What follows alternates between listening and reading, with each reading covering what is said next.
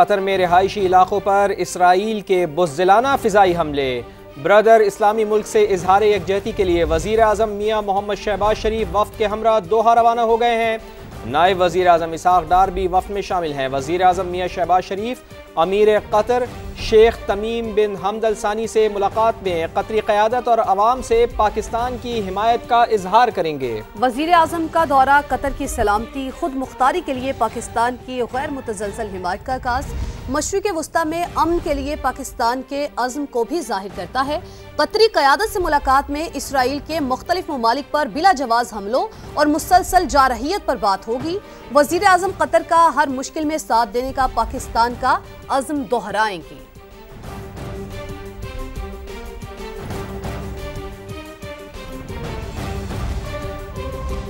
Israeli हमलों के खिलाफ कतर की हुकूमत से यकजहती का इजहार। सऊदी वली अहद मोहम्मद बिन सलमान आज दोहा पहुंचेंगे और अमीर कतर शेख तमीम बिन हमद अल सानी से मुलाकात करेंगे। गुज़िश्ता रोज शूरा काउंसिल से खिताब में सऊदी वली अहद ने कहा था कि इसराइली जारहियत का मुकाबला करने के लिए इक़दाम करना होंगे। हम कतर के साथ मुकम्मल यकजहती का इजहार करते हैं। ब्रदर मुल्क के दिफा के लिए अपनी तमाम सलाहियतें बरुए कार लाएंगे। तो आपको अपडेट कर रहे हैं कि इसराइली हमलों के खिलाफ कतर की हुकूमत से यकजहती का इजहार। सऊदी वली अहद मोहम्मद बिन सलमान आज दोहा पहुंचेंगे और अमीर कतर शेख तमीम बिन हमद अल सानी से मुलाकात करेंगे।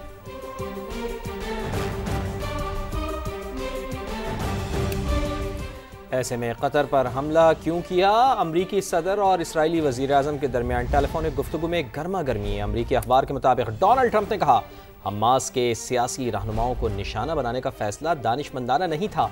इसराइली वज़ीर आज़म ने जवाब दिया नादिर मौका हाथ से नहीं गंवाना चाहते थे। दूसरे रोज़ गुफ्तगू खुशगवार मूड में हुई। सदर डोनाल्ड ट्रंप ने नेतन्याहू से पूछा क्या हमला कामयाब रहा? तो आपको बताएं कि गुफ्तगू हुई है कतर पर हमला क्यों किया। अमरीकी सदर और इसराइली वज़ीर आज़म के दरमियान गुफ्तगू रही टेलीफोन पर और इसमें गर्मा गर्मी भी हुई। अमरीकी अखबार के मुताबिक डोनाल्ड ट्रंप ने कहा हमास के सियासी रहनुमाओं को निशाना बनाने का फैसला दानिशमंदाना नहीं था। इसराइली वज़ीर आज़म ने जवाब दिया नादिर मौका मिला था और ये नादिर मौका हाथ से नहीं गंवाना चाहते थे।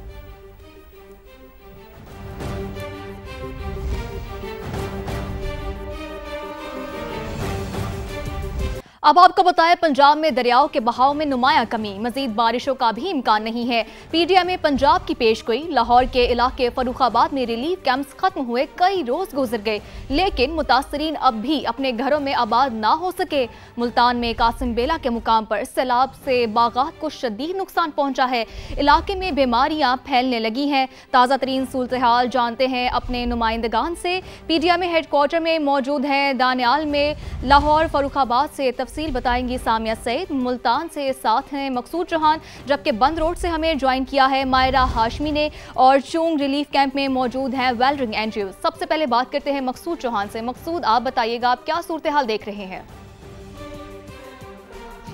हाँ जी बिल्कुल, मैं इस बस्ती लंगड़ियाल की खैमा बस्ती में मौजूद हूँ जहाँ पर जो मुकीन है यहाँ पर जो सैलाब से मुतासरा होकर यहाँ पर इनको जगह दी गई थी वो खाने को तरस गए हैं। बच्चे जो हैं वो दूध के लिए तरस रहे हैं और इसके साथ साथ जहाँ पे जानवरों को चारा भी नहीं दिया जा रहा। सैलाब मुतासर शख्स हमारे साथ मौजूद है, इनसे बात करेंगे। जी भैया बताइएगा क्या क्या परेशानी है यहाँ पर, क्या क्या सहूलियात आपको यहाँ पर नहीं मिल रही? हमें ये सहूलियत नहीं मिल रही कि सुबह 10 बजे 11 बजे खाना मिलता है नाश्ता, शाम को 5 बजे हमें दोपहर की रोटी मिलती है, सुबह 4 बजे हमें रात की रोटी मिलती है। हमारे बच्चे सो जाते हैं, ना दूध है ना कुछ है, इसलिए हम काफ़ी परेशान हैं इनकी वजह से। और दूसरा यह है कि ये कह रहे हैं हम चारा दे रहे हैं लेकिन हमारे जानवर चारा नहीं खा रहे, ना ये दे रहे हैं ना कुछ हमें वंडर भी नहीं दे रहे ना कुछ दे रहे हैं। अभी मैं इनको दिखा कर आया हूँ कुछ भी। बिल्कुल यहाँ पे देखा जा सकता है मुतासिन जो है यहाँ पे परेशान दिखाई दे रहे हैं। पीछे एक लंबी कतार देखें बच्चों की इस वक्त जो है यहाँ पे नज़र आ रही है। जो बच्चे हैं वो सब आपस में परेशान हैं। खाने के लिए यहाँ पे एक निजी एनजीओ की जानिब से लोग आए हैं जो खाने और बिस्किट वगैरह तकसीम करें और बच्चों का एक हजूम यहाँ पे जो है ना यहाँ पर लगा हुआ है और यहाँ पर जो चीज़ें बच्चों को चीज़ें मकसूद आप हमारे साथ ही रहेगा। अब हम बात करते हैं सामिया सईद से। सामिया आप बताइएगा कि फर्रुखाबाद में क्या हालात है, मुतासरीन का क्या कहना है?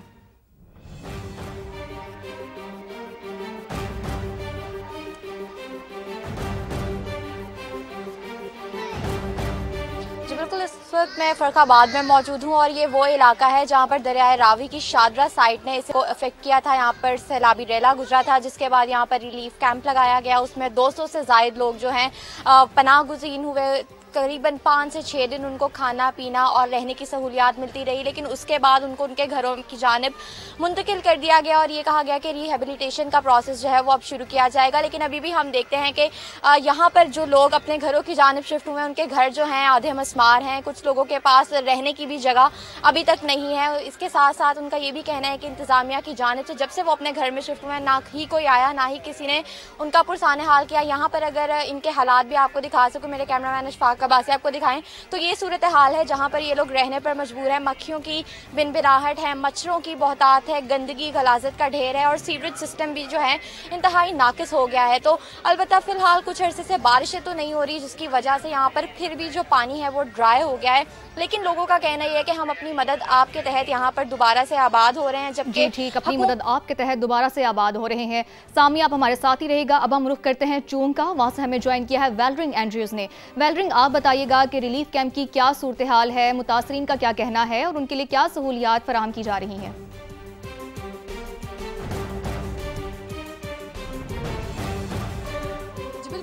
चुंग में यहाँ पर 50 से ज़ायद फैमिलीज़ के लिए रिलीफ कैंप्स लगाए गए हैं, जहाँ पर उनको खाने पीने की सहूलत दी जा रही है, रहने की जगह भी दी जा रही है। लेकिन यहाँ पर जो बेसिक मसला लोग यहाँ पर फेस कर रहे हैं वो ये है कि आपको पता है जैसे लाहौर का मौसम काफ़ी ज़्यादा गर्मी है, सख्त धूप है, उनके अंदर उनको कैंप्स के अंदर रहना पड़ा है। और दूसरा मसला, शहरियों से जब हमारी बात हुई मुतासरीन से, तो उनका यही कहना था कि हमें ज़मीन पर सोने की वजह से जो है वो मुख्तलिफ़ इक़साम के कीड़े मकोड़े निकल रहे हैं, जिसके बायस उनको काटने की वजह से जो वो मुख्तलिफ बीमारियां भी हो रही है। इसके साथ साथ उनको जो है वो मुख्तलिफ किस्म के ज़ख़म भी हो रहे हैं। उनका ये कहना था कि सख्त गर्मी के बाद जब हम दिन के ढलते ही जब हम ज़मीन पर सोते हैं तो मुख्तलिफ किस्म के जहरीले कीड़े भी निकल आते हैं, जिसके बायस जो है वो हमें काफ़ी ज़्यादा हम खौफज़दा भी हो रहे हैं। और अब हमारी ख्वाहिश सिर्फ यही है कि जल्द से जल्द हमारे घर क्लियर करवाया जाए, पानी वहाँ से निकाला जाए और हम अपने घरों को वापस लौटें, क्योंकि यहाँ पर जो खासकर छोटे बच्चे हैं वो बड़े अफेक्ट किए जा रहे हैं। यहाँ पर खाने की सहूलत तो दी जा रही है, लेकिन बच्चे यहाँ बड़ी तादाद में देखा जा रहा है कि बच्चे बीमार हो रहे हैं। जो बुजुर्ग अफराद है वो काफ़ी ज़्यादा जो है वो उन पर अफेक्ट हो रहा है। तो वालिदैन से जब हमारी बात हुई तो उनका यही कहना था कि इन्होंने हमें यहाँ पर सहूलियात तो दी हैं, 3 टाइम का खाना भी फराहम किया जा रहा है, लेकिन यहाँ पर अब हम मज़ीद नहीं रहना चाहते। हम चाहते हैं कि हम अपने घरों को वापस लौटें और अपने बच्चों के साथ दोबारा से। आप हमारे साथ रहिए। अब हम बात करते हैं दानियाल उमर से। दानियाल, आप पीडीएम में हेडक्वार्टर्स में मौजूद हैं। आप बताइएगा कि अदाद-ओ-शुमार के हवाले से क्या अपडेट्स हैं और मुख्तलिफ दरियाओं में पानी की सतह के हवाले से हमारे पास क्या अदाद-ओ-शुमार है?